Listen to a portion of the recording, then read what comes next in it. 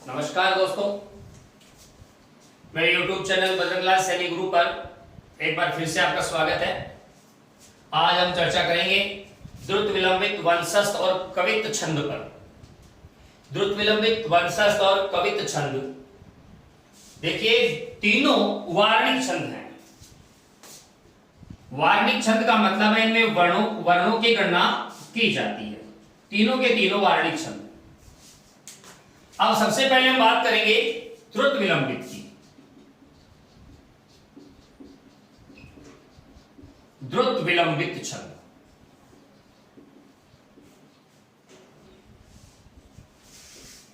ध्यान दीजिए, छंद प्रकरण में ये मेरा 6वां वीडियो है।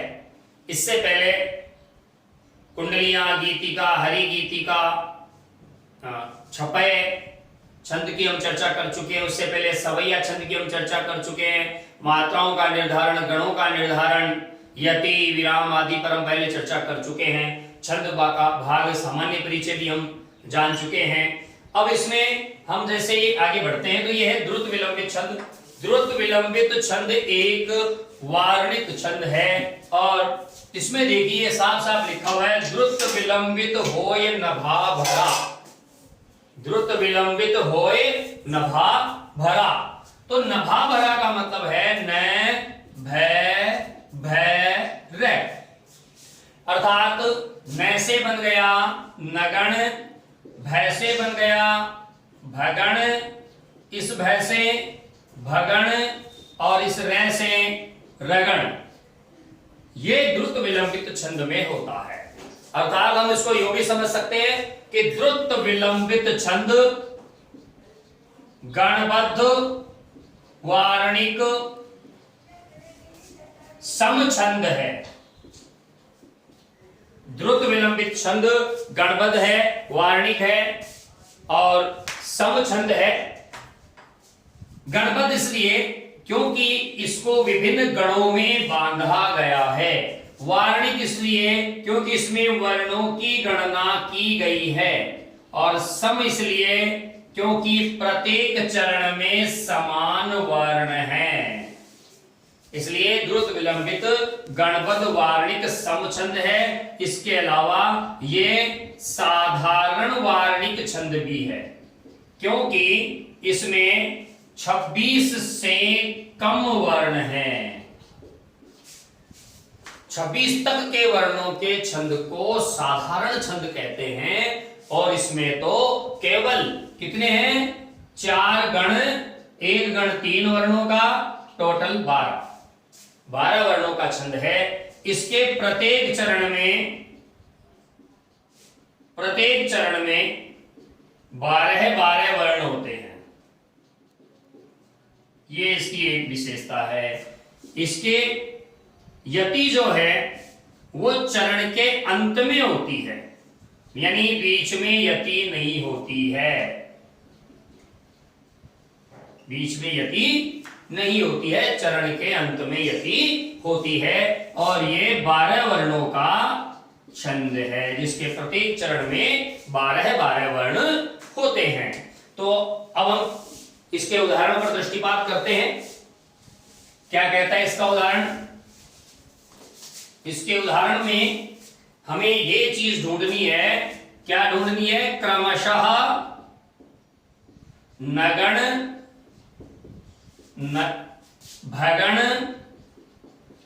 भगण और रगण, ये ढूंढना है। इसके प्रत्येक चरण में नगण का मतलब लघु लघु लघु, भगण का मतलब आदि लघु और रगण का मतलब है मध्य लघु। ये हमें ढूंढना है द्रुत विलंबित छंद के प्रत्येक चरण में। तो देखिए एक प्रसिद्ध रचना है जिसमें लिखा गया है, दिवस का अवसान समीप था, दिवस का अवसान समीप था, गगन था कुछ लोहित हो चला,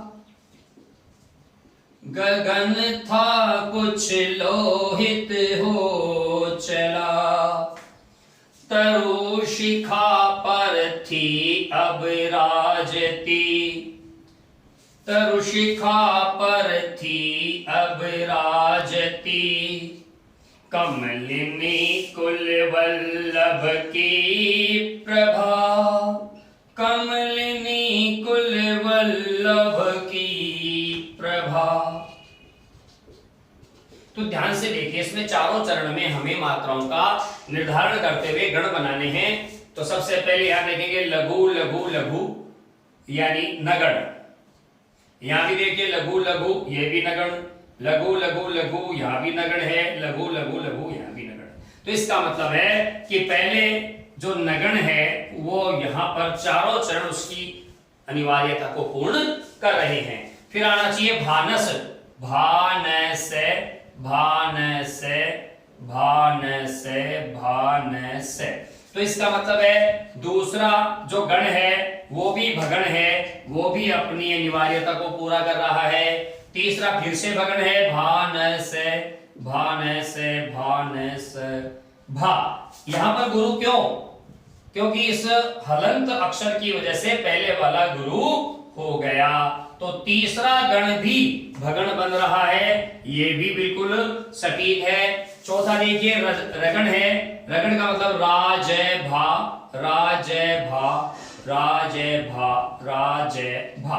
तो चौथा गण है वो भी पूरी तरह से खरा उतर रहा है। तो द्रुत विलंबित हो ये नभा भरा, न भर, न भर, अर्थात द्रुत विलंबित छंद वहां होता है जहां प्रत्येक चरण में क्रमशः नगण भगण भगण और रगण की व्यवस्था होती है। इस प्रकार से द्रुत विलंबित छंद 12 वर्णों का सम साधारण वारणिक छंद है, सम साधारण गणबद्ध वारणिक छंद है। अब दूसरे नंबर पे हम बात करेंगे वंशस्थ छंद की। तो वंशस्थ छंद में कैसे हम आसानी से वंशस्थ छंद को पहचान सकते हैं?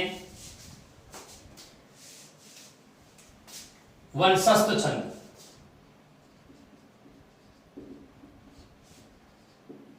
ये भी 12 वर्णों का छंद है। इसके अंत में भी यति, चरण के अंत में होगी। प्रत्येक चरण में 12 वर्ण, यति चरण के अंत में होगी। और इसमें देखिए वंशस्थ मोदरितम सतौ सरौ, अर्थात वंशस्थ में ज यानी जगण, त यानी तगण, फिर से ज यानी जगण और र यानी रगण। तो वंशस्थ मोदरितम जय तौ जय रौ, जिसके प्रत्येक चरण में क्रमशः जगण तगण जगण और रगण होता है। ये वंशस्थ छंद का लक्षण है। अब जगण तगण जगण रगण का मतलब हो गया जय भान ताराज, जय भान राज भा। इस प्रकार से मात्रा और गण दोनों हमें उसमें देखने हैं, क्योंकि जब तक मात्रा सही नहीं लगेगी गण नहीं बनेगा, गण नहीं बनेगा तो हम उस उदाहरण को सही तरीके से स्पष्ट नहीं कर पाएंगे। तो इसका एक मैं उदाहरण देता हूं। दिनांत था थे दिन नाथ डूबते, दिनांत था थे दिन नाथ डूबते,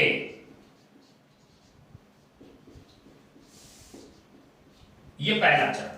दिनांत था थे दिन नाथ डूबते, सधेनु आते, सधेनु आते, गृह ग्वाल बाल थे।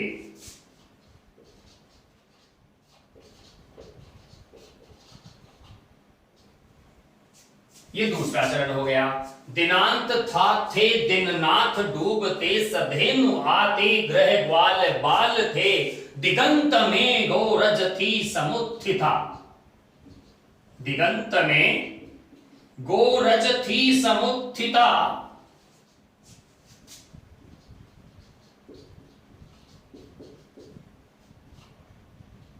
विषाण नाना बजत सवेणु थे, विषाण नाना बजते सवेणु थे।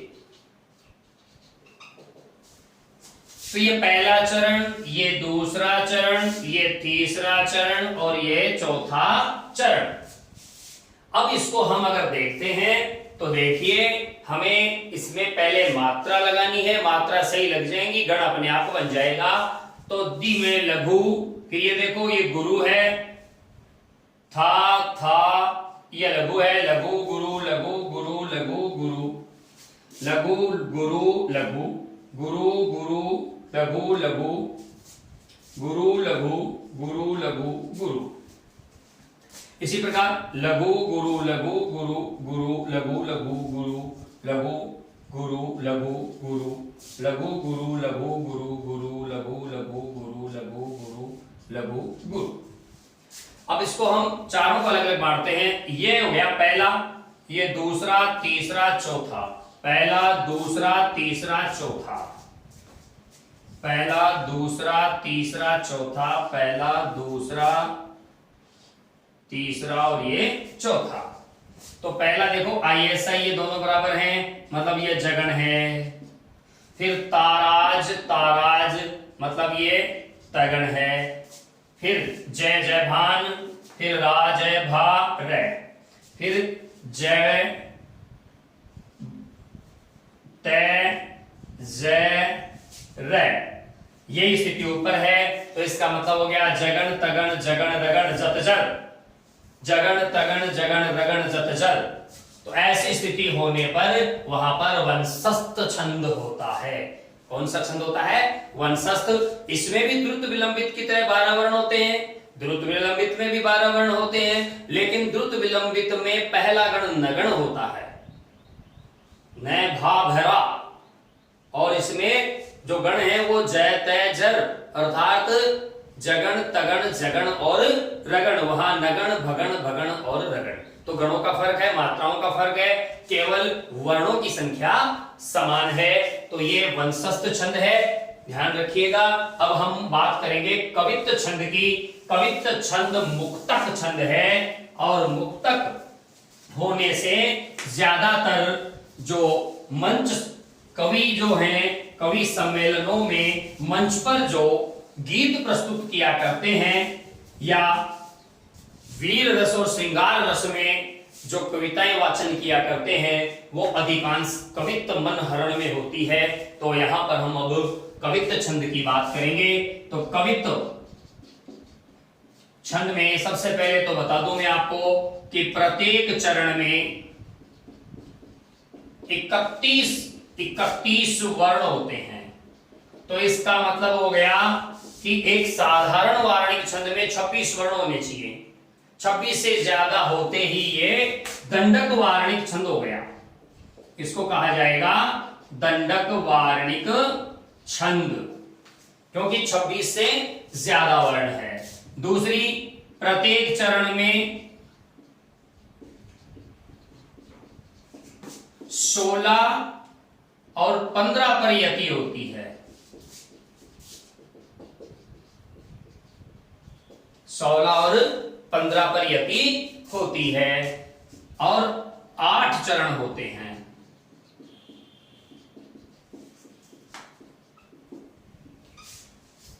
8 चरण इसके होते हैं। होते तो 4 ही हैं, लेकिन 4 में 16 15 के 2 अनुभाग और होते हैं। तो प्रत्येक के 2 गए तो 4 गुणा 2 होते ही कितने हो जाते हैं? 8 हो जाते हैं। तो इस प्रकार से इसके प्रत्येक चरण में 31 वर्ण होते हैं। यह दंडक वार्णिक छंद है, यह मुक्तक है। 16 और 15 पर इसमें यति होती है। इसमें 8 चरण होते हैं, और ये गेयता में बड़ा ही सरल होता है। इसके बहुत सारे भेद भी होते हैं। इसको मनहरण भी कहते हैं। फिर ये 32 का रूप घनाक्षरी होता है, 33 वर्णों का देव घनाक्षरी होता है। वो बाद की बातें हम बात कर रहे हैं 31 वर्णों वाले कवित्त छंद की। और कवित्त छंद में हम यहाँ पर चर्चा करेंगे केवल और केवल कवित्त छंद की, न कि घनाक्षरी की। क्योंकि घनाक्षरी के बहुत सारे भेद हैं, जल हरण घनाक्षरी, मन हरण घनाक्षरी, रूप घनाक्षरी, देव घनाक्षरी, तो बहुत सारे उसके रूप भेद हैं। तो हम यह बात करेंगे केवल केवल और केवल कवित्व छंद की बात करेंगे। अब इसके उदाहरण से इसको समझते हैं। सबसे पहले आपको मुख्य बातें जो ध्यान में रखनी है कि इसमें प्रत्येक चरण में 31 वर्ण होते हैं, जो 16 और 15 के दो भागों में विभाजित होते हैं। पहले भाग में 16 वर्ण और बाद वाले भाग में 15 वर्ण, तो 16 और 15 31, ऐसे करके कुल 8 चरण इसमें होते हैं। यह गंडक वार्णिक छंद है क्योंकि इसमें वर्णों की संख्या 26 से ज्यादा है। तो एक इसके उदाहरण में मैं आपको कुछ लिखाता हूं, थोड़ा सा मिटाना होगा क्योंकि इसका उदाहरण बहुत ही, क्योंकि 8 लाइनें उसमें लिखनी होती हैं। तो हम शुरुआत करते हैं। देखो, कवित्व छंद की जब बात आती है और महाकवि भूषण की चर्चा न हो, ऐसा तो संभव नहीं है, क्योंकि भूषण ने अपने कवित्व में जितना वीर रस उंडेला है शायद ही अपने कवित्वों में किसी और ने ऐसा किया हो। हालांकि कवित्व तो सेनापति ने भी लिखे हैं, लेकिन प्रकृति के चित्रण में उन्होंने सिद्धहस्तता हासिल की है। मैं यहाँ पर भूषण की कुछ पंक्तियां आपको लिखाता हूं। इंद्रजिमी जंब पर वाडव सुबंब पर, रावण सधंब पर रघुकुल राज है। इंद्रजिमी जंब पर, इंद्रजिमी जंब पर वाडव सुबंब पर,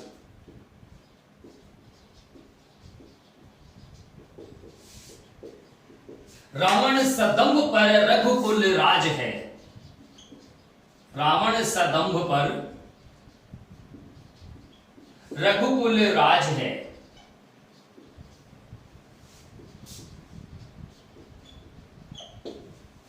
पानवारी वाह पर शंभुरति नाह पर,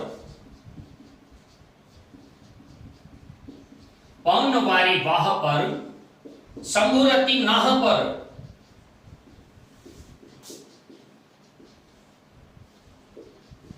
पानवारी वाह पर शंभुरति नाह पर, जो सहस बाहु पर राम द्विज राज है।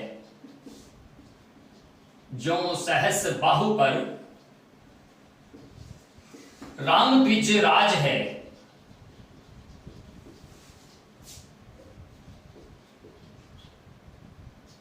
दावाद्रुम दंड पर चीतामृग झुंड पर, दावाद्रुम दंड पर चीतामृग झुंड पर,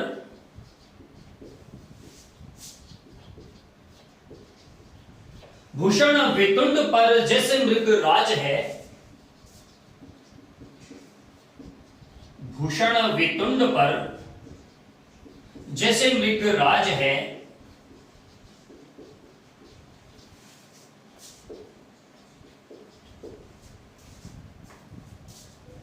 तेजतम अंश पर कान जिमी कंस पर, तेजतम अंश पर कान्ह जिमी कंस पर,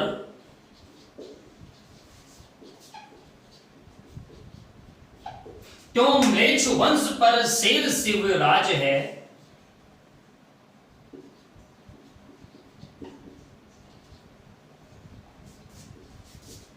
त्यों म्लेच्छ वंश पर शेर शिव राज है।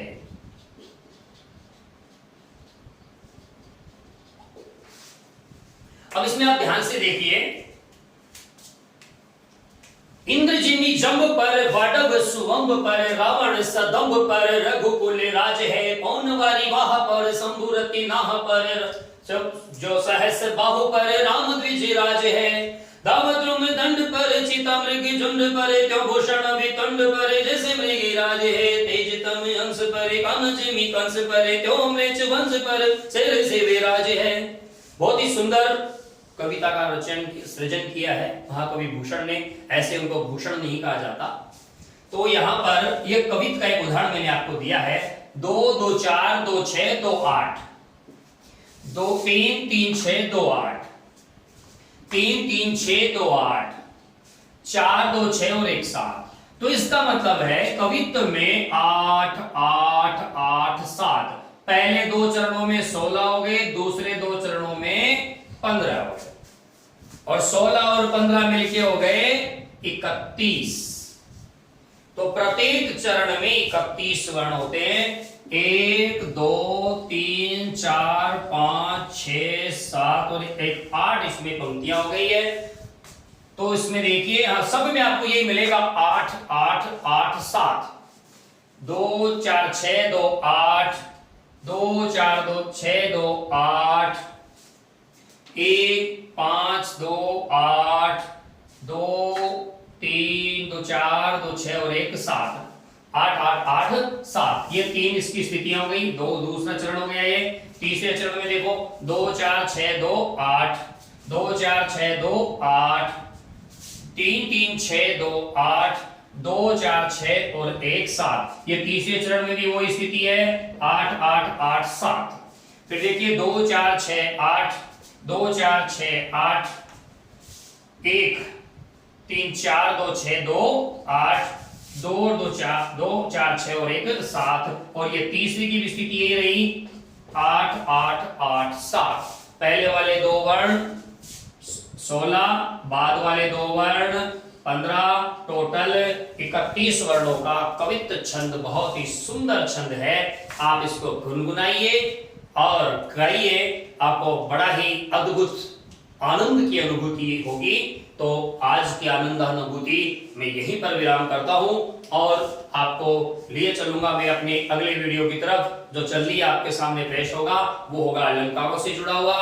और तब तक के लिए मुझे इजाजत दीजिए और आप सब्सक्राइब कीजिए मेरा YouTube चैनल बजरंग लाल सेवी गुरु, जो कि वर्तमान में हिंदी नव गुरु के नाम से पुनर्स्थापित हो चुका है।